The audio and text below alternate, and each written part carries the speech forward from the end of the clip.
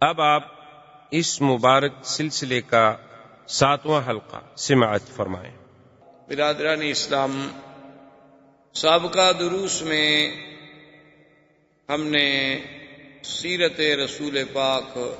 صلی اللہ علیہ وسلم پر کچھ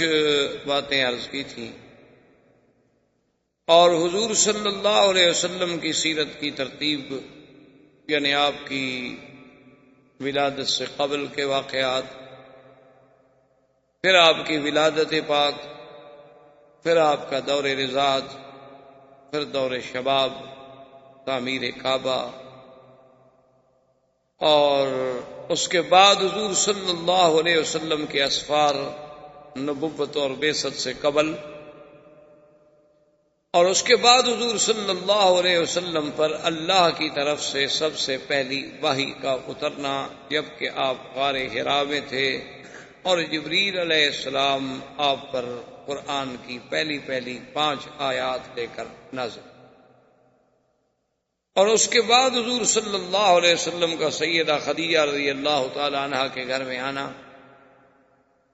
سیدہ خدیجہ رضی اللہ تعالی عنہا کا ورقہ ابن نوفل کے پاس لے کر جانا،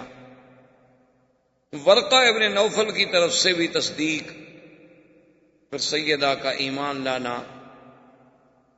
اور مردوں میں سے سیدنا ابو بکر رضی اللہ تعالی عنہ کا ایمان لانا، یہ تمام باتیں تقریباً ہم اپنے دروس سابقہ میں پڑھ چکے۔ اب بات یہاں تک پہنچی تھی کہ اللہ نے جب اپنے نبی پاک کو حکم دیا کہ آپ اب لوگوں کو ڈرائیں، ڈرائیں کا معنی یہ ہے کہ جہنم کی آگ سے ڈرائیں، اللہ کی نافرمانی سے ڈرائیں، اللہ کی معصیت سے ڈرائیں، تو اب جب انذار کا حکم ملا اور اللہ کے نبی نے اپنی بعثت کے بعد اللہ کے احکام کے مطابق اس انذار پہ کام شروع فرمایا، آپ نے صفا پہ ندا دی، آپ نے مکہ کے پہاڑوں پہ ندا دی، آپ نے حرم کعبہ میں ندا دی، آپ نے اسواق میں ندا دی، یعنی کوئی ایسا مقام نہیں تھا جہاں اللہ کے نبی نے، اللہ کے پیغمبر نے، سرکار دو عالم نے اللہ کی توحید کی دعوت نہ دی۔ تو جب حضور صلی اللہ علیہ وسلم نے توحید کی دعوت دی، کفار قریش پہ گراں گزری، تو سب سے پہلے تو انہوں نے یہ کوشش کی کہ کسی طرح حضور صلی اللہ علیہ وسلم اپنی اس دعوت کو چھوڑ دیں اور ہمارے دین کی، ہمارے آلہہ کی، ہمارے خداؤں کی، ہمارے عقیدے کی تردید اور مخالفت نہ کریں۔ اس ضمن میں قریش نے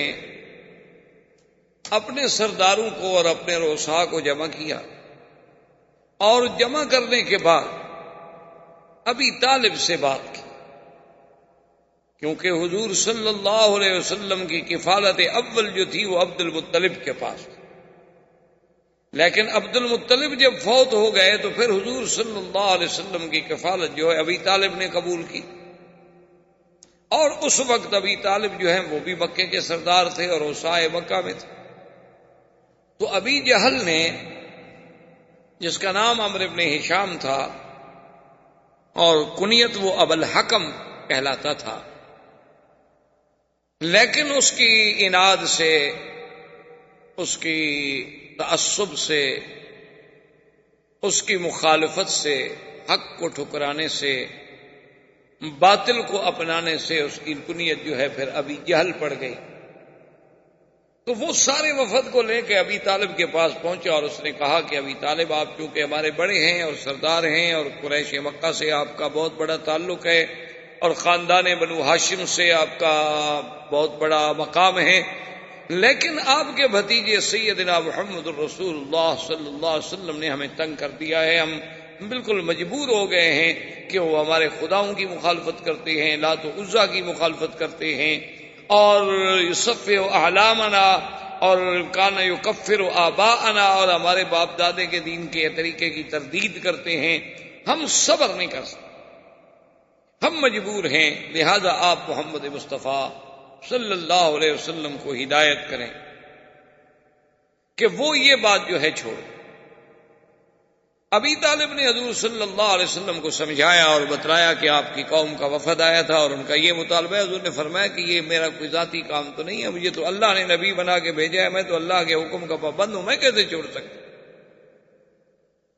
اب کفار قریش نے ایک دوسرا طریقہ اختیار کیا، انہوں نے ابی طالب سے کہا کہ آپ اپنے بھتیجے سے کہیں کہ وہ ایک نیا نظریہ، چونکہ ان کے لیے تو یہ ایک نئی بات تھی نا، کیونکہ وہ تو سوچ بھی نہیں سکتے تھے، وہ تو صدیوں سے اسی کفر میں مبتلا چلے آ رہے تھے کہ بتوں کی عبادت کرنی ہے، بتوں کی پوجا کرنی ہے،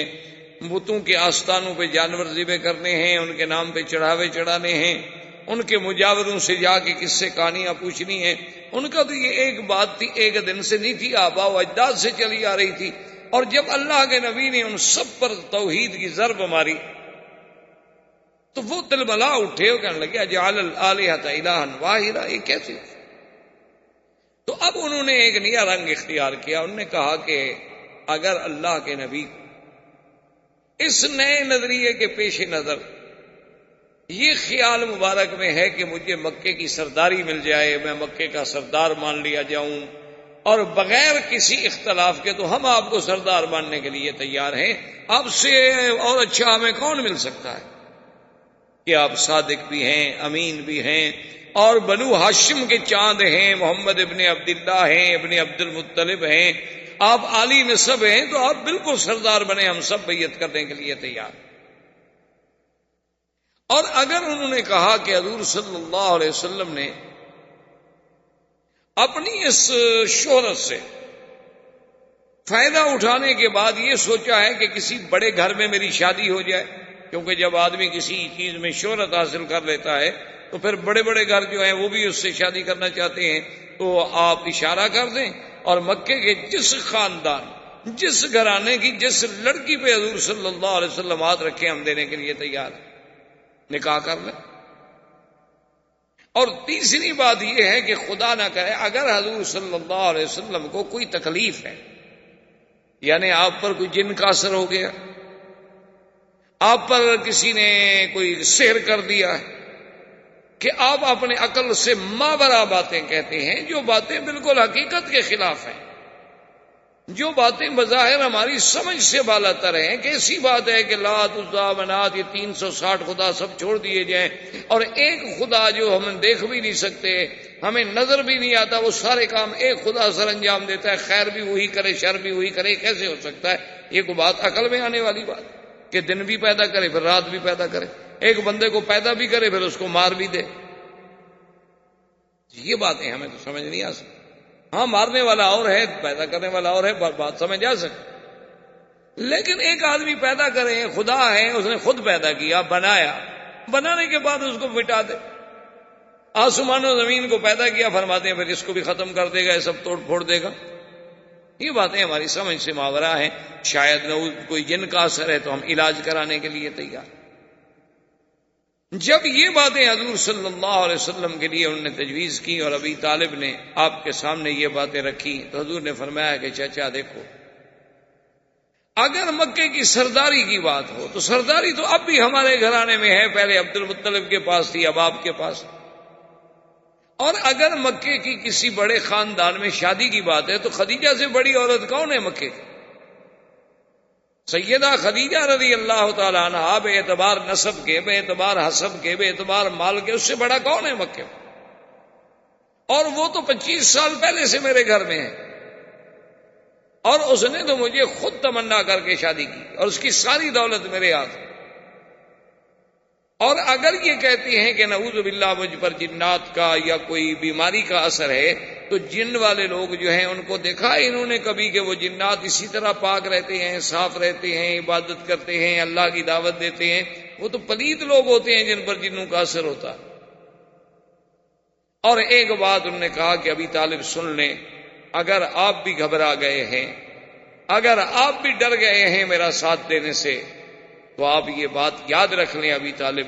میں آپ کی کفالت کی وجہ سے یہ بات نہیں کہہ رہا، بلکہ یہ میرا فریضہ رسالت ہے جو میں نے ہر حال میں ادا کرنا ہے۔ آپ سرداران مکہ سے کہہ دیں کہ اگر وہ چاند لا کر میرے ہاتھ پہ رکھ دیں، سورج لا کر میرے ہاتھ پہ رکھ دیں اور مجھ سے مطالبہ کریں کہ میں توحید کی دعوت کو چھوڑ دوں، میں ان سب چیزوں کو ٹھوکر مار سکتا ہوں، لیکن اللہ کے حکم کی تعمیل میں کبھی کوتاہی۔ اور ابی طالب اگر آپ کو ڈر ہے کہ اتنے بڑے قریش سے آپ کیسے مقابلہ کریں گے، تو میں آپ کو یقین دلاتا ہوں کہ یا امّے مجھے آپ سے کوئی گیلا نہیں۔ آج کے بعد آپ اپنی کفالت ختم کر دیں، آج کے بعد آپ اپنی حمایت کا ہاتھ کھینچ لیں، مجھے کسی کی حمایت کی ضرورت نہیں ہے۔ میرا تو مشن جو ہے صرف اللہ کے احکام کی تعمیل ہے اور اسی پر میرا بھروسہ ہے۔ آپ سب میرے مخالف ہو جائیں لیکن میں اپنے کام پہ رہوں۔ حضور صلی اللہ علیہ وسلم نے اسی طرح اپنی دعوت کو جاری رکھا۔ اب قریش نے سوچا کہ بھئی اس کا کیا حل؟ اللہ کے نبی صلی اللہ علیہ وسلم تو ہماری کوئی بات ماننے کے لیے تیار نہیں۔ وہ سمجھے تھے نا کہ یہ دنیاوی بات ہے، جیسے آج کل بھی ہمارے بہت سارے پڑھے لکھے دوستوں کو بہت سارے مقامات پر مغالطہ لگتا ہے کہ بھئی یہ مولوی لوگ اتنے سخت کیوں ہیں، اتنے باتوں پہ کیوں اپنی بات پہ اڑے رہتے ہیں، یہ کیوں نہیں دنیا کے ساتھ ذرا مل جل کے مصالحت کر کے اور رواداری کے ساتھ اور جناب ذرا وسعت قلب کے ساتھ فراخ دلی کے ساتھ جو ہے ذرا معاملہ کریں۔ دنیا بہت ترقی کر گئی ہے، تو ان بیچاروں کو بھی دراصل یہی مغالطہ ہوتا ہے۔ آدمی رواداری وہاں کرتا ہے جہاں اس کا اپنی بات ہو، اپنا کام ہو۔ آپ نے مجھ سے پیسے لینے ہیں، آپ نے مجھ سے گھر مانگا ہے، آپ نے مجھ سے رہنے کی جگہ مانگی ہے، اس میں تو رواداری ممکن ہے۔ اللہ کے دین کو تبدیلی میں رواداری کا کیا معنی ہے؟ کوئی آدمی کہے اچھا جی کیونکہ بہت سارے لوگ داڑھی مڈاتے ہیں لہذا آپ مولوی رواداری کر کے اس کو چپ کر جائیں، چلو جائز نہیں کر سکتے چپ کر جائیں، یہ رواداری نہیں ہوگی، یہ دین سے انحراف ہوگا، دین سے غداری۔ اس کی چھوٹی سی مثال آپ دیکھ لیں کہ اگر آپ کسی کو چوکیدار رکھیں کہ آپ نے میرے گھر کا پہرا دینا ہے اور میں آپ کو اتنی تنخواہ دوں گا اور آپ نے رات کو 10 بجے سے صبح 6 بجے تک ڈیوٹی دینی ہے اور بالکل اپنا الرٹ رہنا ہے۔ اب اس کے پاس کوئی چور آئے اور کہے کہ یار کم سے کم کچھ تو اخلاق رکھو، کچھ تو رواداری اختیار کرو، یار تم اتنے بدخلق ہو کہ ہر وقت ڈنڈا لے کے کھڑے ہو، کوئی بات ہے؟ تم تھوڑا سا تو نرم ہو جاؤ، تھوڑی سی رواداری کرو۔ چلو میں تمہارے مالک کی گاڑی نہیں چراتا، بڑی چیزیں نہیں چراؤں گا، چھوٹی موٹی چیزیں اگر اٹھا لوں تو کیا فرق پڑتا ہے، تمہارے مالک کو تو پتہ بھی نہیں چلے۔ میں اگر کار لے جاؤں ٹھیک ہے، مالک پوچھے گا ابھی گاڑی کہاں۔ میں اگر ان کے ڈرائنگ روم سے قیمتی قالین اٹھا لوں تو وہ دیکھے گا کہ کہاں ہے، لیکن یہ چھوٹی موٹی چیزیں جن پر ان کی کبھی نظر ہی نہیں پڑتی، اتنا تو تم روادار بنو یار، یہ کیا رواداری ہوئی؟ تو اگر ایک چوکیدار یہ رواداری نہیں کر سکتا تو ایک دین کا سپاہی جو ہے اور دین کا چوکیدار جو ہے وہ اللہ کے نبی سے غداری کر کے حضور کی شکل کے خلاف کیسے راضی ہو جائے، حضور کی سیرت کے خلاف کیسے سلوک کر لے؟ مثال کے طور پر جیسے بعض اوقات مثلا ایک پارٹی میں مجھے بھی ایک دفعہ اتفاق ہوا کہ وہاں آج کل جیسے رواج ہے لوگ کھڑے ہو کے کھانا کھاتے ہیں، کیونکہ تہذیب جدید کا تقاضا یہی ہے کہ ہر آدمی جو ہے پلیٹ لے لے اپنی اور کھڑا ہو جائے۔ پہلے تو ہم نے سنا تھا کہ ہندو لوگ الگ کھانا کھاتے ہیں، اب مسلمانوں کو بھی ہم نے دیکھا کہ پلیٹ بھی اپنی، اپنی گلاس بھی اپنا، ہاتھ بھی اپنا، چمچ بھی اپنا۔ چلو جی ٹھیک ہے، بہرحال ڈرتے ہیں بیچارے کہ بھئی جراثیم نہ ہو جائیں، بھئی جراثیم انہیں ہونا ہو تو جتنی حفاظت کرو وہ ہو جاتی، جو تکلیف آنی ہے نا اللہ کی طرف سے۔ بڑے صاف ستھرے ملک، جتنے ترقی یافتہ ممالک ہیں، ان میں جو بیماریاں ہیں ان کا آپ تصور بھی نہیں کر سکتے۔ اللہ ان بیماریوں سے ہمیں محفوظ رکھے، جن عذابوں میں وہ مبتلا ہیں اللہ تبارک و تعالی ہمیں محفوظ رکھے۔ تو بہرحال اب مسلمانوں کا ایک طرز جدید، تہذیب جدید کا تقاضا یہ ہے کہ کھانا لیں جناب، اپنا کھانا بھی خود اٹھائیں اور پلیٹ میں لے لیں اور اس کے بعد کھڑے ہو جائیں، گپ شپ بھی کرتے رہیں اور کھانا شانا بھی کھاتے رہیں۔ تو بہرحال تو ایک دفعہ میں گیا تو اصل بات یہ ہے کہ پتہ نہیں میں بھی شاید کھڑے ہو کے کھا لیتا، مجھے طریقہ نہیں آتا۔ پرانے لوگ دیہات کے رہنے والے، ہمیں کیا پتا کیسے پلیٹ پکڑ کے آدمی کھڑا رہے۔ اب ہمیں تو نہیں آتا نا جی، ہمیں تو کھڑے ہو کے ابھی تک پیشاب کرنا بھی نہیں آتا. ہم نے تو اپنے عقل میں اونٹ وغیرہ کو دیکھا تھا کہ وہ کھڑے ہو کے پیشاب کرتا ہے. ہمارے تصور میں بھی نہیں ہے کہ بندہ بھی ایسے کر سکتا ہے حرکت. تو بہرحال میں چونکہ نہیں جانتا تھا، میں نے وہ پلیٹ لے لیا اور ادھر ادھر کرسی قریب نہیں تھی، میں تھوڑا دور جا کے بیٹھ گیا. تو ان میں سے ایک آدمی آیا تو کہنے لگا کہ حضرت اتنا تو آدمی کو سخت نہیں ہونا چاہیے. اگر اتنی دیکھیں، آپ کو پتا ہے آج بڑے بڑے لوگ یہاں کھڑے ہیں، منسٹر بھی ہیں اس میں بڑے بڑے اہم سیاسی لوگ بھی ہیں، مذہبی لوگ بھی ہیں. اگر اور بھی تو کھڑے رہے، اگر آپ کھڑے رہتے تو کیا فرق پڑ جاتا؟ تھوڑا سا تو آدمی کو وسیع القلب ہونا چاہیے. میں نے کہا میرے بھائی ٹھنڈے دل سے بات سن، میں اگر وسعت قلب کا مظاہرہ کر کے حضور کی سنت کے خلاف کھا لیتا تو اللہ کے نبی بھی ناراض، خدا بھی ناراض، اور میں اپنے مشن سے بھی منحرف ہو گیا کہ لوگوں کو تو میں پیغام دوں کہ میں ایک عالم ہوں اور میں دین کی دعوت دیتا ہوں، اور خود میں اس دین پہ عمل نہ کروں. تو میں نے اپنے مشن سے غداری کی، سنت رسول سے غداری کی، اپنے اللہ سے غداری کی، اور صرف ایک بندے سے رواداری کی کہ دعوت دینے والا مجھ سے ناراض نہ ہو جائے. اور اگر تم نے علماء کو بلایا تھا اور تم رواداری کر کے ذرا کھانا سنت کے مطابق نیچے لگا لیتے، سب بیٹھ کے کھا لیتے، تو تم پہ اللہ بھی راضی، اللہ کا رسول بھی راضی، اور زندگی میں چلو ایک دفعہ سنت پہ عمل ہو جاتا. تو تم مجھے بتاؤ تمہاری رواداری کرنا زیادہ بہتر تھا یا میری رواداری کرنا زیادہ بہتر تھا؟ دیکھیں نا، اس طرح تو آپ کہہ سکیں گے کہ حضرت ابراہیم علیہ السلام نے بھی قوم سے رواداری نہیں کی، جا کے بتوں کو توڑ ڈالا. دیکھو جی، کوئی عقل کی بات ہے، کسی کی دین کو نہ مانو، لیکن یہ تو نہیں کہ جا کے توڑ دو. پھر ان کے بارے میں آخر آپ کیا فتویٰ دیں گے؟ خدا تو اس کے اس عمل سے اتنا خوش ہے کہ وہ کہتا ہے کہ خلیل ہے میرا. اللہ نے تو انہیں خلیل اللہ کا لقب دیا،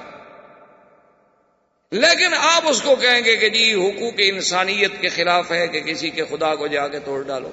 آپ نے تو کسی کا دل توڑ دیا. تو اس لیے اللہ کے نبی نے فرمایا کہ عقل کی بات چھوڑو. یہ کیا رواداری ہے کہ میں اللہ کے دین کو چھوڑ دوں؟ یہ کیسے ہو سکتا؟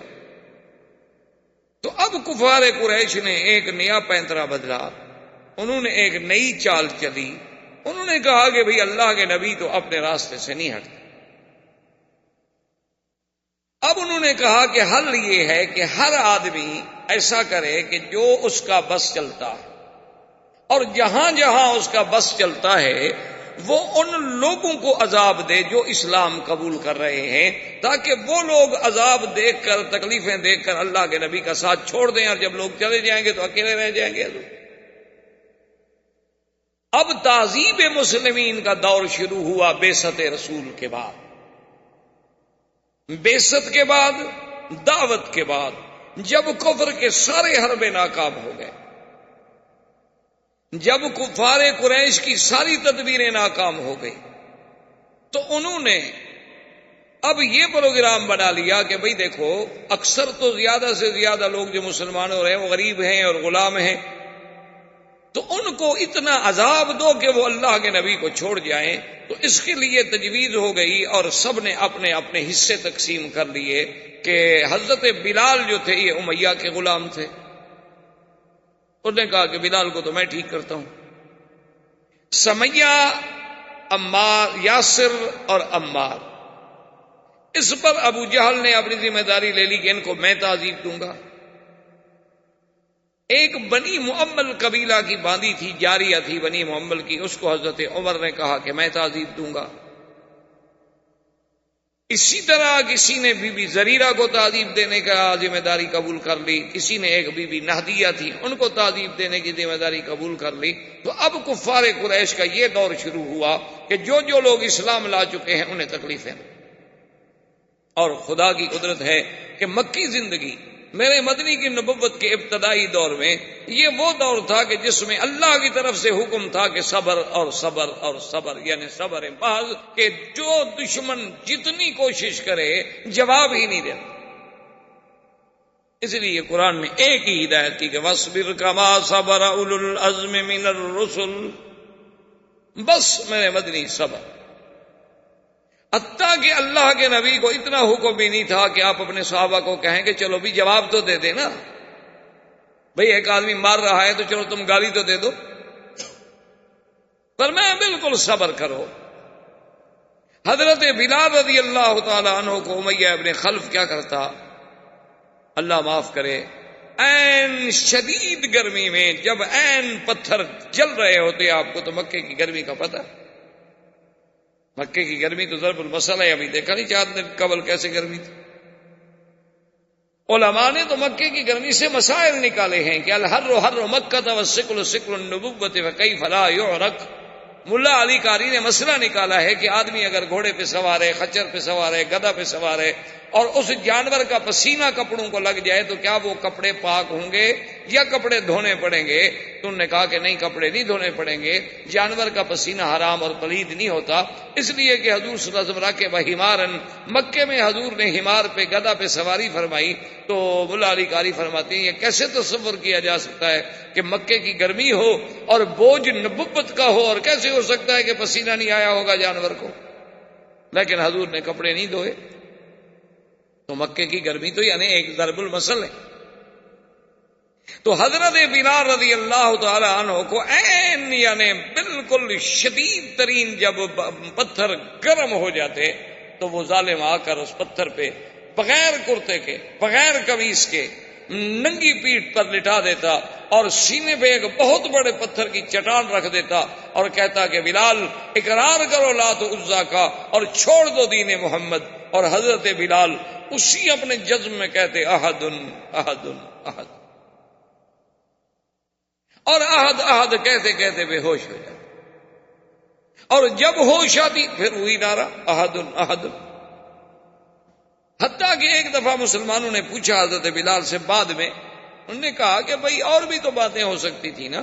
لا الہ الا اللہ، اللہ اکبر، لیکن احد احد جو تم کہتے تھے اس کی کیا وجہ تھی کہ تم ہر وقت احد احد احد کا نعرہ لگاتے تھے؟ تو حضرت بلال نے فرمایا اصل بات یہ ہے کہ کافر سب سے زیادہ اسی بات سے چڑھتے تھے، اور میں جان کے وہی نعرہ لگاتا تھا جو کافروں کو جلانے کا ہو، چونکہ دلیل ایمان یہ ہے کہ کافر کو جلاؤ، کفر سے بیزاری کا اعلان کرو، کفر سے برات کا اعلان کرو۔ صرف یہ نہیں کہ تم اللہ کی توحید کا اقرار کر لو، اقرار کے ساتھ براءۃ من الکفر، براءۃ من المشرکین جو ہے وہ ضروری ہے۔ اللہ نے پورے قرآن میں سورۃ براء نازل کی، اور جب تک ہم کفر سے برات نہیں کریں گے اس وقت تک ہمارا ایمان نہیں ہو۔ ایک ہے دنیاوی تعلقات، تجارت، لین دین، یہ الگ بات، لیکن قلبی طور پر آدمی بالکل مشرکین سے برات کا اظہار کرے۔ تو حضرت بلال رضی اللہ تعالی عنہ کو اتنا مارا جاتا، اتنا ستایا جاتا، ان کے بعض اوقات تو امیہ ظالم یہ کرتا کہ کھجور کے بڑے بڑے کانٹے لے کے بدن میں چبھوتا، اور اسی حال میں بلال احد احد احد کرتے کرتے بے ہوش۔ ایک دن امیہ نے بلال کی اماں کو مجبور کیا، اس نے کہا کہ دیکھو تم اپنے بیٹے کو سمجھاؤ، میں اسی طرح اسے تڑپا تڑپا کے مار ڈالوں گا، ورنہ اس کو کہو کہ یہ چھوڑ دے دین محمد صلی اللہ علیہ وسلم۔ تو بلال کی اماں آئی، دیکھا کہ بیچارہ تپتی ہوئی ریت پہ اور تپتے ہوئے پتھروں پہ پڑا ہے، بے ہوش ہے۔ ماں ہے، پانی کے قطرے ڈالے، سرانے بیٹھی، بلال ہوش میں آ گئے۔ ماں بھی اسلام لا چکی تھی لیکن اس کا پتہ نہیں تھا امیہ۔ اس نے کہا کہ بلال دیکھو تمہیں پتہ ہے کہ میں بھی مسلمان، لیکن ہم ایک ایسی حالت میں ہیں ہم کفر کا مقابلہ نہیں کر سکتے، ہم مجبور ہیں، تو تم کیوں نہیں مان لیتے بات؟ تم ایسا کرو کہ بظاہر چلو اوپر کے دل سے کہہ دو کہ تمہاری بات مان لی، میں نے چھوڑ دیا دین محمد، اور یہاں سے نکل جائیں گے، آہستہ آہستہ کہیں چلے جائیں گے، بعد میں جب اللہ موقع دے گا اپنے اظہار اسلام کر دینا۔ یہ اس طرح تڑپتے تڑپتے مر جانا جو ہے کوئی بڑی بات تو نہیں ہوگی۔ تو بلال ہنس دیے اور کہنے لگے کہ اماں آج تو مجھے یقین ہو گیا ہے کہ مکے کے کافر جو ہیں وہ بلال سے ہار گئے، شکست کھا گئے، آج تو مجھے تسلی ہو گئی، اطمینان ہو گیا کہ میں جیت گیا۔ تو ماں نے کہا کہ بلال تم کیسے جیت گئے؟ اس نے کہا ماں اگر کافروں کے پاس طاقت ہوتی تو میری ماں کو لے آتے سفارشی بنا کر، ان کی طاقت جواب دے چکی ہے، ان کی قوتیں جواب دے چکی ہیں، اور جا کے آپ کہہ دیں امیہ سے کہ وہ جتنی ستم کر سکتا ہے مجھ پہ ستم ڈھالے، لیکن میں کبھی احد کا نعرہ نہیں چھوڑ سکتا۔ اسی عالم میں سیدنا ابی بکر رضی اللہ تعالی عنہ گزرے، جب تعذیب بلال کو دیکھا تو آپ نے کہا امیہ اس بلال غلام کو بیچنا چاہتے ہو؟ اس نے کہا یار میری تو جان چھڑاؤ، میں تو گلے میں پڑ گیا، میری تو بات ہی نہیں مانتا، تم لینا چاہتے ہو؟ اس نے کہا لینا چاہتا ہوں۔ انہوں نے کہا ٹھیک ہے قیمت کرو۔ قیمت دے کے آپ نے غلام حضرت بلال کو خرید لیا اور اس کے بعد آزاد کر دیا۔ اسی لیے کتابوں میں آتا ہے کہ حضرت بلال بھی سید تھے، آتا کا سیدنا سیدنا، یعنی بلال بھی سید اور سید بنا سردار، اور حضرت ابو بکر بھی سردار، کہ اس کو اس غلامی سے خرید کر چھڑانے والا ابو بکر۔ اور جب آل یاسر پر ظلم ہوتا کہ بی بی سمیہ اور پھر یاسر، ان کے بیٹے عمار،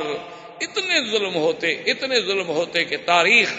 اپنے اندر ایسے مظالم کی، یعنی آپ نے تو ہلاکوں کے مظالم پڑے ہوں گے، آپ نے تو تاتاریوں کے مظالم پڑے ہوں گے، آپ نے بڑے بڑے ظالموں کے، چنگیز کے مظالم پڑے ہوں گے، حجاج کے مظالم پڑے ہوں گے، لیکن کفار قریش نے جو تعذیب دی ہے اس کا آپ تصور بھی نہیں کر سکتے کہ اتنا مارا گیا بی بی زریرہ کو کہ اندھی ہو گئی۔ اور جب وہ اندھی ہو گئی تو کہتے کیا تھے؟ کہتے تھے کہ ہاں ہمارے لات عزا کی مخالفت کی ہے نا تو ہمارے خداؤں نے تجھے اندھا کر دیا۔ اور بی بی زریرہ رات کو اکیلے بیٹھ کے روتی اور کہتی کہ مولا مجھے اندھا ہونا منظور ہے، مجھے تکلیفیں منظور ہیں، میں اب تیری توحید اور تیرے نبی کا دامن نہیں چھوڑ سکتی، لیکن یہ جو تانا دیتے ہیں نا کہ ہمارے خداؤں نے تمہیں اندھا کر دیا ہے، یہ تانا میرے لیے ناقابل برداشت ہے۔ صبح جب اٹھی تو آنکھیں روشن تھیں، آنکھیں پھر بحال ہو گئی، نور واپس آ گئی۔ اب کافر حیران کہ بھی یہ کیسے پھر آنکھوں والی ہو گئی۔ ابو جہل نے جب سمیہ پر، ایک طرف سمیہ ہے، ساتھ یاسر ہیں، ہمیں تو دین مفت ملا ہے نا میرے بھائی، اس لیے ہمیں دین کی قدر نہیں کہ ہم مسلمانوں کے گھر میں پیدا ہوئے، باپ بھی مسلمان تھا الحمدللہ، دادا بھی مسلمان تھا، ہم نے کوئی دھیلا بھی نہیں لگایا، نہ جان لگائی نہ مال لگائی، لہذا اسلام کی ہمیں کیا قدر ہو۔ ہم نماز بھی پڑھتے ہیں تو خدا رسول پہ احسان کرتے ہیں کہ جی آج میں حرم میں نماز پڑھ کے آیا ہوں، اچھا جی بڑی مہربانی، اچھا ہے آپ نہ جاتے تو حرم اداس ہو جاتا۔ آج تو میں نے جناب طواف کیا، ہاں جی بالکل شکر ہے اللہ کا، آپ طواف نہ کرتے تو خدا کا گھر خالی ہو جاتا، اللہ کے فرشتے بھی نہیں ہیں، بلکہ پتہ نہیں ہمارے طواف سے ہی کعبہ تنگ آتا ہو، تو یہ تو میں سوچ سکتا ہوں، یہ تو میں تصور کر سکتا ہوں کہ ہمارے طواف کی وجہ سے اللہ کے کعبے کو، اللہ والوں کو، ملائکہ کو تکلیف ہوتی ہو، یہ تو میں سوچ سکتا ہوں، یہ مجھے نہیں یقین آتا کہ ہماری وجہ سے انہیں کوئی راحت ملتی ہو۔ اس لیے کسی نے کہا تھا نا کہ چوں طواف کعبہ کردم، کہ جب میں طواف کرتا ہوں تو کعبہ ندا برآمد، کعبے سے ندا آتی ہے کہ بیرون درچے کر دی کہ درون خانہ آئی، میرے باہر تم کیا کر رہے تھے کہ اب اندر بھی آ گئے ہو، کہ بیرون درچے کر دی، تم باہر کیا کیا کام کر رہے تھے، انہی پاؤں کو لے کے پھر میرے پاس بھی آ گئے۔ اور کہتا ہے کہ جب میں نے جا کے زمین کعبہ پہ سجدہ کیا، زمین ندا برآمد، زمین چیخنے لگ گئی، اس نے کہا کیوں مجھے ناپاک کرتے ہو ریا کے سجدے کر کر، سارا دن غیروں کی عبادت کرتے ہو اور ابھی آ کر مجھ پر اللہ کا سجدے کر رہے ہو، ادھر لوگوں کو بھی خوش کرتے ہو، ادھر خدا کا سجدہ کر کے اللہ کو بھی ارادہ کرنا چاہتے ہو۔ اس نے کہا کیوں خراب کر دی جو سجدہ ہے ریائی، تو مجھے کیوں خراب کر رہے ہو ریا کے سجدے کر کے، اس سے تو بہتر ہے کہ سجدہ۔ اس لیے مجھے تو بہرحال یہ ڈر لگتا ہے کہ کہیں ہماری یہ بے ادبی کہ ہم اتنے گناہوں کے ساتھ، اتنی زیادتیوں کے ساتھ ساری زندگی، اللہ معاف کرے، ہماری زبانیں گندی، ہمارے پاؤں گندے، ہمارے اعمال گندے، اور پھر ہم کعبے میں چلے جاتے ہیں بس اس امید سے کہ وہ غفور الرحیم، کہ وہ ارحم الراحمین ہے، اب اس کے بندے ہیں، مخلوق ہیں، بس جیسی ہیں، ورنہ تو حقیقت میں انسان کو ڈر لگتا ہے کہ میں کیا ہوں اور کہاں ہوں۔ یہ مقام تو وہ تھا نا جہاں بلال ہے، اب دیکھیں کہ ظلم ہو رہا ہے اور اللہ کے نبی گزر رہے ہیں اور فرماتے ہیں صبرن یا آل یاسر صبرن، ایک سبق دے رہا ہے اللہ کا نبی۔ آج کفر اسی اسلام کو دہشت گرد ثابت کرنا چاہتا، کاش ان کے سامنے میرے مدنی کی سیرت ہوتی، کاش ان کے سامنے میرے مدنی کی مکی زندگی ہوتی،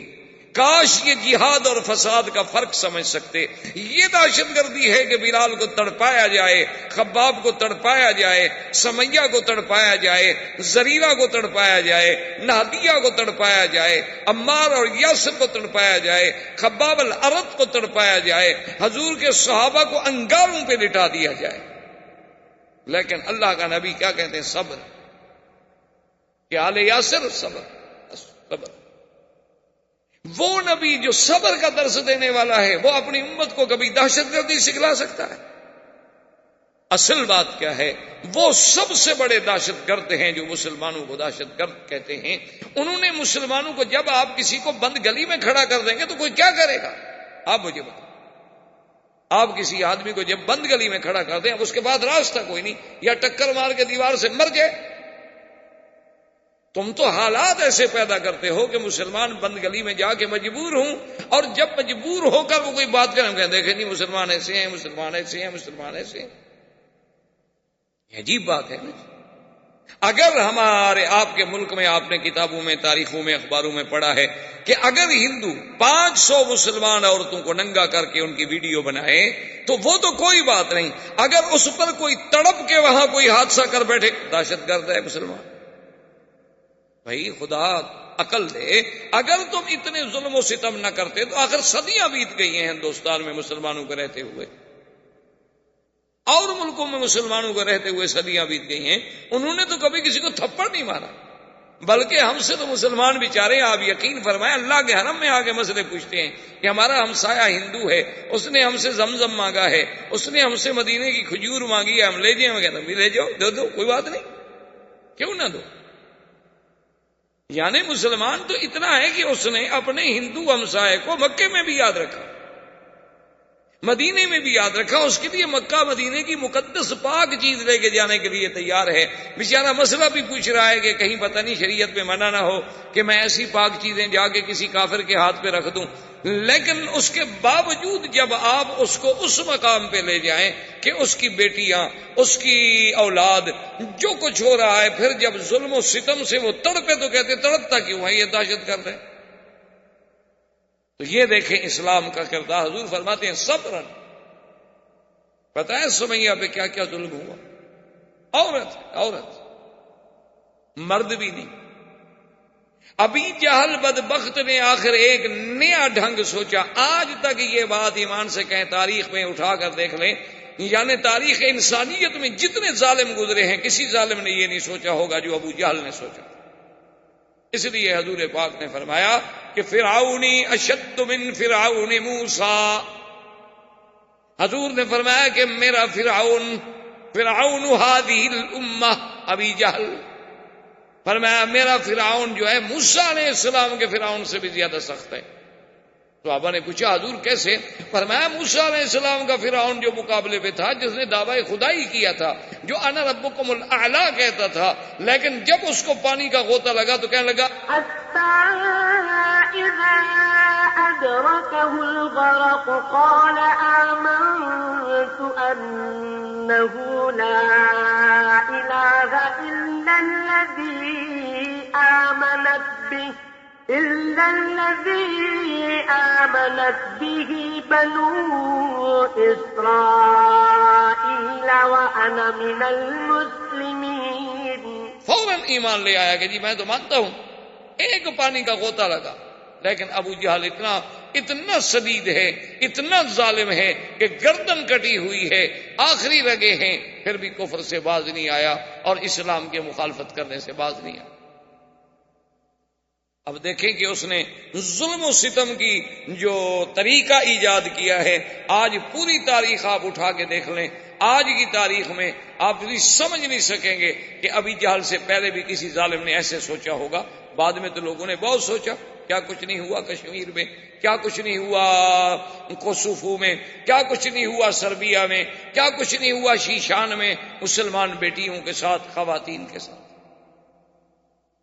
ابو جہل نے 2 اونٹ منگوائے اور اونٹوں کو رسے باندھے گئے، اور رسے بی سمیہ کے پاؤں میں باندھے گئے. ایک اس پاؤں میں رسا باندھا گیا، ایک اس پاؤں میں رسا. یہ کبھی آپ کا عقل سوچ سکتا ہے تعذیب کا یہ طریقہ؟ اور مخالف سمت میں اونٹوں کو کھڑا کیا گیا، اور اس ظالم نے کہا کہ جب میں حکم دوں تو دونوں اونٹوں کو بھگا دیا جائے. تو ایک اونٹ ادھر دوڑے گا، ایک اونٹ ادھر دوڑے گا. ابو جہل سامنے کھڑا ہے. جب اونٹوں کو دوڑایا تو خود نیزہ مارا بی بی سمیہ کی شرمگاہ میں، اور بی بی صاحبہ 2 حصوں میں چیر دی گئی. آپریشن نہیں، چھری سے نہیں کاٹا گیا، تلوار سے نہیں کاٹا گیا، اونٹوں نے طاقت سے چیر، جیسے مرغی کو پکڑ کے آپ یوں چیر دیں۔ لیکن اس وقت بھی اس کی زبان پہ تھا لا الہ الا اللہ محمد الرسول اللہ، یہ اول شہیدۃ فی الاسلام، اسلام کی سب سے پہلی شہیدہ ہے جو اسلام کے راستے میں شہید۔ یعنی تہذیب کی کوئی حد ہے۔ حضرت خباب بن الارت رضی اللہ تعالی عنہ ایک دن بیٹھے تھے، صحابہ نے کہا کہ حضرت خباب ہمیں اپنے ابتدائی اسلام کی بھی کوئی بات سنا۔ حضرت خباب بن الارت نے بتایا کیا کیا، آپ نے فرفع ثوبہ عن ظہرہ، آپ نے اپنی پشت سے کپڑا اٹھا لیا، کہا مجھ سے کیا پوچھتے ہو، میری پشت دیکھ لو، میری پشت پہ پوری ابتدا اسلام کی تاریخ لکھی ہوئی ہے۔ صحابہ کہتے ہیں جب ہم نے آپ کی پشت کو دیکھا تو اس میں ایسے گڑے پڑ چکے تھے، ایسے گڑے پڑ چکے تھے، اوپر سے لے کر نیچے تک ایسے جیسے گڑے ہوتے ہیں، اور پورے اندر تک گڑے پڑے ہوئے اور سیاہ ہوتے، حتیٰ کہ حضرت عمر جیسا آدمی، حضرت امیر المومنین عمر جیسے آدمی کہتے ہیں کہ مجھ سے صبر نہ ہو سکا، میں رو پڑا، اور واللہ ما رأیت، تو خدا کی قسم ایسی پشت کسی انسان کی میں نے نہیں دیکھی تھی۔ میں نے کہا خباب یہ کیا ہے؟ اس نے کہا اسلام کے لیے جب ہم اللہ کا نام لیتے تھے تو ظالم کفار جو تھے انہوں نے کیا کیا کہ انہوں نے انگارے بنائے، انگارے بنا کر، اور انگارے پتہ ہے کیسے بنائے گئے؟ یہ لکڑی کے انگارے نہیں، انہوں نے پتھر لے کے آگ میں رکھے، پتھروں کو آگ میں رکھا، اور پتھر جب آگ کی شدت سے سرخ ہو گئے، انگارہ بن گئے پتھر۔ جب انگارہ بن گئے تو میرے کپڑے اتار کے میری ٹانگوں سے پکڑ کر مجھے ان پتھروں پہ کھینچا، اور جب مجھے کھینچا جاتا تھا تو جہاں جہاں پتھر جلتا تھا جلا کے اندر گڑے پڑ جاتے تھے، اور اندر سے جو میری پیپ بہتی تھی اسی سے وہ انگارے بجھتے تھے، کوئی چھڑانے والا بھی نہیں ہوتا تھا۔ اور ایک دن آبنا کے لال سرکار دو عالم رحمت دو جہاں سید محمد عربی فداہ ابی و امی صلی اللہ علیہ وسلم، آپ کعبہ شریف کے پاس بیٹھے ہیں کہ یہی خباب کو موقع ملا حضور کے قریب، ورنہ تو کعبے میں کون آ سکتا۔ قریب آنے کے بعد کہنے لگے الا تدعو لنا یا رسول اللہ، الا تستنصر لنا یا رسول اللہ، اللہ کے نبی آپ کچھ نہ کریں، اللہ سے تو دعا مانگے، ہمارے اللہ سے تو مدد مانگیں کہ اللہ پاک ہماری نصرت فرمائیں، ہم کب تک یہ عذاب تو برداشت نہیں کر سکتے ہیں۔ تو حضور نے فرمایا کہ خباب کیا کہہ رہے ہو، ہم سے پہلے ایسے لوگ گزرے ہیں کہ اللہ کے دین کے لیے جن کے سروں پہ آرا رکھا گیا، آرا رکھ کے چلایا گیا، جیسے لکڑی کو دو حصے کیا جاتا ہے، وہ دو ٹکڑے ہو گئے لیکن انہوں نے اف نہیں کی، تم ابھی سے گھبرا گئے ہو۔ آپ نے فرمایا خباب کیا کہہ رہے ہیں؟ ایک ایک دن میں 7 انبیاء کو قتل کیا گیا، ایک ایک دن میں اللہ کا نام لینے والے جو ہیں ان کے سروں پہ آرے رکھ کے چلا دیے گئے، ایک ایک دن میں انبیاء علیہ الصلوۃ والتسلیم کو پھانسیوں پہ لٹکایا گیا، اللہ کے نام لینے والوں کو نعوذ باللہ ثم نعوذ باللہ ثم نعوذ باللہ ایسا ہوتا تھا کہ ان کے چمڑے اتارے جاتے تھے۔ آپ ذرا اپنے ہند کی تاریخ اٹھا کے پڑھیں کہ جنگ آزادی سے پہلے جب انگریزوں نے ظلم و تشدد کا بازار گرم کیا تھا تو ایک ایک دن میں 500 دین والوں کو پھانسی دی گئی، اور علماء عام مسلمان بھی نہیں، علماء کے یہ چمڑا جو ہے جیسے جانور کا چمڑا اتارتے ہیں نا، یوں چمڑا اتارا جاتا تھا اور پھر ان پہ نمک چھڑکا جاتا۔ حضور نے فرمایا خباب صبر کریں، ایک وقت آئے، ایک وقت آئے گا جب میرا دین پوری دنیا پہ غالب ہو، اور فرمایا ایک وقت آئے گا کہ اگر ایک عورت مکے سے لے کر صنعاء تک یعنی یمن کے شہر صنعاء تک سفر کرے گی اس کو کسی چیز کا خوف نہیں ہوگا ما سوا اللہ کے۔ یعنی آپ اندازہ کریں سیرت پاک کا اور نبی صلی اللہ علیہ وسلم کی اس پیشین گوئی کا کہ اس عالم میں یہ تہذیب کا یہ عالم ہے، جب سارے صحابہ پر عذاب کے ظلم کے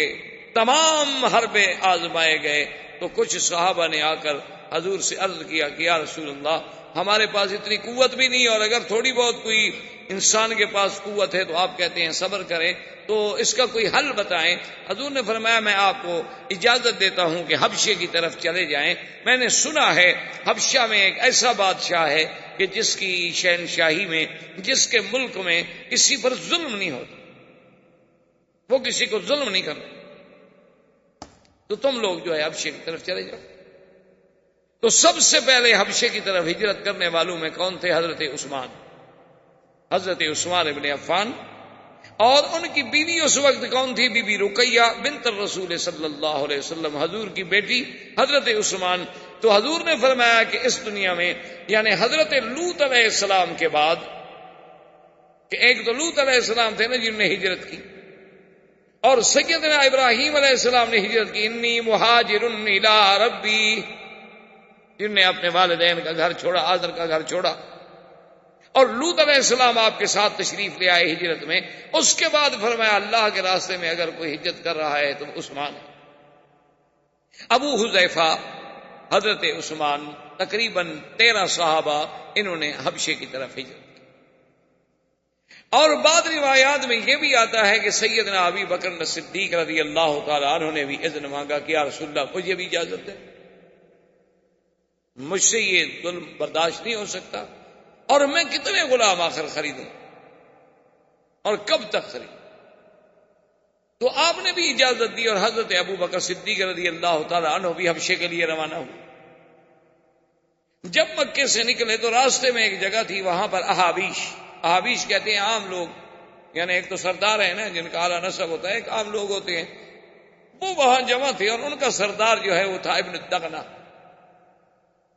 اس نے دیکھا کہ سیدنا ابو بکر صدیق رضی اللہ تعالی عنہ اونٹ ہیں اور سامان باندھے ہوئے جا رہے ہیں، وہ بھاگتا ہوا آیا، اس نے کہا یا ابا بکر اینا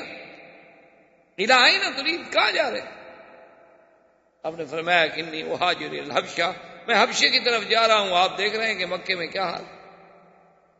اس نے کہا ابو بکر واللہ انک لتصل الرحم، خدا کی قسم ہے تم صلہ رحمی کرنے،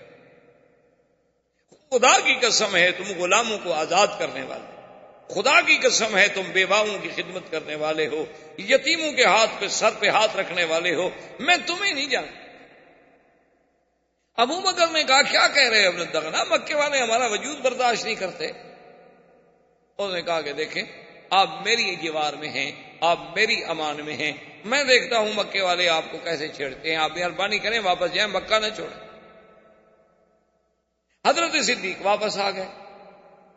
واپس جب آئے تو کفار قریش جو ہیں بیٹھے تھے مکے میں دار الندوہ میں، تو یہ ابن الدغنہ جو تھا یہ آیا اور آ کے کہنے لگا کہ یا روسا قریش ان ابا بکر فی جواری، کہ اے کفار قریش کے سرداروں، ابو بکر اب میری جوار میں ہے، میری امان میں ہے، میری پناہ میں ہے، خبردار اگر کسی نے ابو بکر کو ہاتھ لگایا تو میں اپنے پورے قبیلے کو لے کر تمہاری بوٹی بوٹی کر ڈالوں۔ قریش چپ ہو گئے، کہا کیا کریں، یہ تو ایسے ہی آپ ہی لوگ ہیں تو ہیں ہی ایسے، ان کا تو آگا پیچھے ہے کوئی نہیں، تو کل لڑ پڑیں گے۔ تو وہ چپ کر کے چلا گیا، اور حضرت ابو بکر کو جب پناہ ملی تو آپ نے آ کر کعبۃ اللہ کے قریب قرآن شریف پڑھنا شروع کیا۔ تو جب قرآن شریف پڑھنا شروع کیا تو یہ کفار قریش جو تھے یہ یہاں سے دوڑے اور سیدھے ابن الدغنہ کے پاس پہنچے۔ انہوں نے کہا دیکھو تم نے پناہ دی ہے، اس کو یہ تھوڑا ہے کہ وہ قرآن کھڑے ہو کے پڑھے اپنا کعبہ شریف کے پاس، وہ رہے چپ کر کے رہے مکے میں۔ اصل تکلیف تو تب ہوتی ہے نا جب دین کی دعوت دی جائے، آدمی اگر دین کی بات نہ کرو تو تکلیف کا سوال ہی پیدا نہیں ہوتا۔ دیکھو نا جی، جو آدمی کہیں بھی دین کی بات نہ کریں، آپ بالکل آرام سے یعنی بڑے فراخ دل بن کے رہیں کہ جو ماحول ملا اس میں ڈھل گئے، وہ ٹھیک ہے، کبھی مجال ہے آپ سے کسی نے جھگڑا کیا ہو۔ بات تب ہوتی ہے جب آدمی دین کی بات کرے۔ اور بلکہ ہمارے ایک عالم تھے فوت ہو گئے، وہ کہا کرتے تھے مکی صاحب جس کی تقریر پہ سارے لوگ راضی ہو جائیں نا، سمجھو کہ وہ مولوی حق نہیں کہتا۔ سب لوگ خوش ہوں نا تو وہ حق نہیں کہتا، کیونکہ سب لوگ تو اللہ کے نبی پہ راضی نہیں ہو سکے تو مولوی صاحب پہ کیسے راضی ہو گئے؟ اللہ کے پیغمبر کو بھی کسی نے مانا، کسی نے نہیں مانا، کسی نے پھول برسائے تو کسی نے کانٹے بھی برسائے، کسی نے دعائیں دی تو کسی نے پتھر بھی تو مارے۔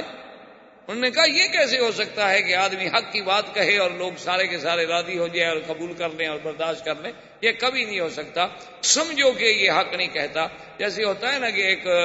مولوی صاحب کہنے لگے جی میں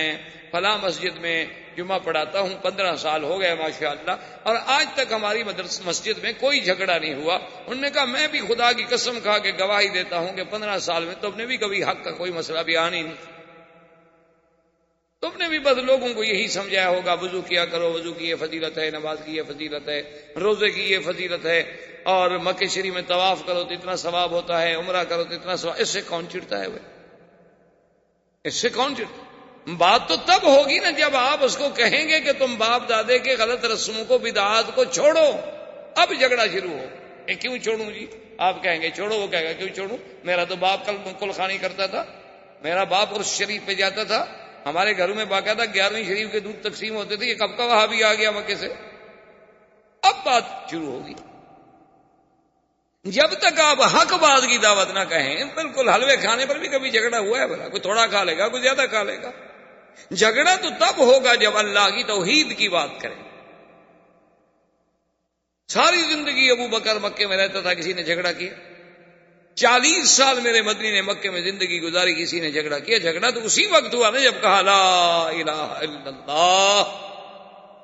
اب جب سیدنا صدیق نے قرآن پڑھا تو کفار قریش کیسے برداشت کریں؟ بھاگتے ہوئے ابن دغنہ کے پاس گیا. انہوں نے کہا دیکھو تم نے پناہ دی ہے ابو بکر کو رہنے کے لیے، وہ مکے میں رہے، جو مرضی آئے کھائے پیے، تجارت کرے، کاروبار کرے، لیکن وہ تو کھڑے ہو کے ہمارے خداؤں کو گالی دے رہا.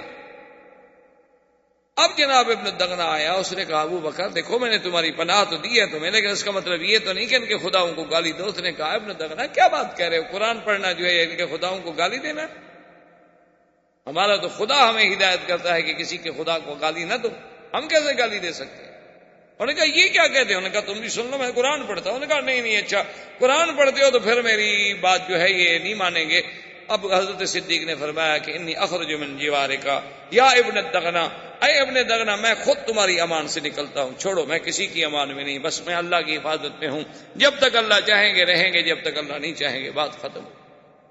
حضرت عبداللہ ابن مسعود رضی اللہ تعالی عنہ نے جا کر جب قرآن پڑھا مکے میں کعبۃ اللہ میں، پتہ ہے کفار قریش نے اتنا مارا اتنا مارا اتنا مارا. ایک تو خفیف آدمی تھے، کمزور آدمی تھے کہ بالکل سر سے لے کر پاؤں تک کوئی جگہ خالی نہیں تھی جہاں ضرب نہیں آئی. حضور صلی اللہ علیہ وسلم عیادت بھی کر رہے ہیں، ہاتھ بھی پھیر رہے ہیں، اور فرماتے ہیں کہ عبداللہ ابن مسعود صبر سے کام لو، کوئی یہ ضروری نہیں ہے، ابھی ہمارے پاس اتنی قوت و طاقت نہیں ہے کہ ہم کھل کر اللہ کے دین کی بات کر سکیں. حضرت عبداللہ ابن مسعود اپنی اسی بیماری، اسی کمزوری، اسی مار کھانے کے باوجود کہتے ہیں آذنی یا رسول اللہ، اگر اجازت دو تو کل پھر جا کے پڑھوں. یعنی جذبہ دیکھیں آپ، اتنی مار پڑ رہی ہے اسلام کی. اور اسی اسنا میں ایک دن حضرت عمر، کفر کا زمانہ ہے، ابھی تو کافر ہیں اور بڑے جبار تھے، بڑا اللہ نے قوت طاقت جسمانی بدن آواز، بڑے اپنے وقت کے جبروت لوگوں میں سے، جبار لوگوں میں سے گزرے ہیں. آپ جا رہے تھے کہ دیکھا کہ اندھیرے میں ایک عورت کھڑی ہے، سواری کھڑی ہے، عورت کھڑی ہے کسی کے انتظار میں. قریب گئے پوچھا من انتی، کون تو؟ قالت ام عبداللہ الہینا. اس وقت آدھی رات کو اس نے کہا عمر کیا بات ہے، جب تم مکے میں ظلم و ستم کے اتنے پہاڑ توڑ رہے ہو تو اب ہم لوگوں کو نکلنے تو دو نا کم از کم. تمہارا ضمیر تمہیں اتنا بھی اجازت نہیں دیتا کہ چلو ہم خدا کا نام لیتے ہیں، تم اپنے معبودان باطنہ کا نام لیتے ہو. ہم پر ظلم و ستم کے پہاڑ تم لوگوں نے توڑ ڈالے ہیں، تو اب بھی ہماری نگرانی کر رہے ہو کہ ہم نکل کیوں رہے؟ چلو ہم چھوڑ کے مکہ جا رہے ہیں، اب تو اطمینان کے ساتھ رہو گھر میں، ہمیں جانے تو دو. اس مقام پر جب بات پہنچی عمر رضی اللہ تعالی عنہ اس وقت مسلمان نہیں تھے لیکن چپ کر کے واپس آ گئے. دل کو بات لگی، کہنے لگے کہ بھئی یہ مسئلہ بہت مشکل ہو گیا ہے. انا انہی ہادہ القصہ، میں چاہتا ہوں کہ اب اس قصے کو ختم کر دوں. انا اقتل محمدن، میں محمد مصطفیٰ صلی اللہ علیہ وسلم کو قتل ہی کر دیتا ہوں، بات ہی ختم. یہ کیا مسئلہ ہے کہ روز روز لڑائی ہے، کوئی باہر جا رہا ہے، کوئی ہجرت کر رہا ہے، یہ کیا ہو سکتا ہے؟ یہ تو پھر بات ختم نہیں ہوگی. تو اس لیے ہم یہ کیوں نہ کر لیں کہ قصہ ہی ختم کر لیں، زیادہ سے زیادہ یہی ہو جائے گا نا کہ مجھے قتل کر دیا جائے گا بدلے میں، لیکن یہ بات تو ختم ہو جائے گی ہمیشہ کے لیے۔ تو حضرت عمر رضی اللہ تعالیٰ عنہ اس ارادے کو، اس جذبے کو پال کے چلے۔ آپ جا رہے ہیں کہ نعیم ابن عبداللہ راستے میں، انہوں نے کہا کہ عمر کیا بات ہے، بڑے غصے میں انہوں نے کہا نہیں میں عبداللہ کیا پوچھتے ہیں، روز روز کا مسئلہ ہے،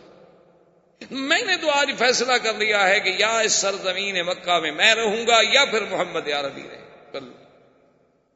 اس نے کہا اچھا تم اگر محمد عربی صلی اللہ علیہ وسلم کو نعوذ باللہ قتل کر دو تو کیا خیال ہے تمہارا کہ بنو ہاشم اور بنو عبد المطلب یہ سب خاموش ہو جائیں گے، تم سے کوئی بدلہ نہیں لیں گے؟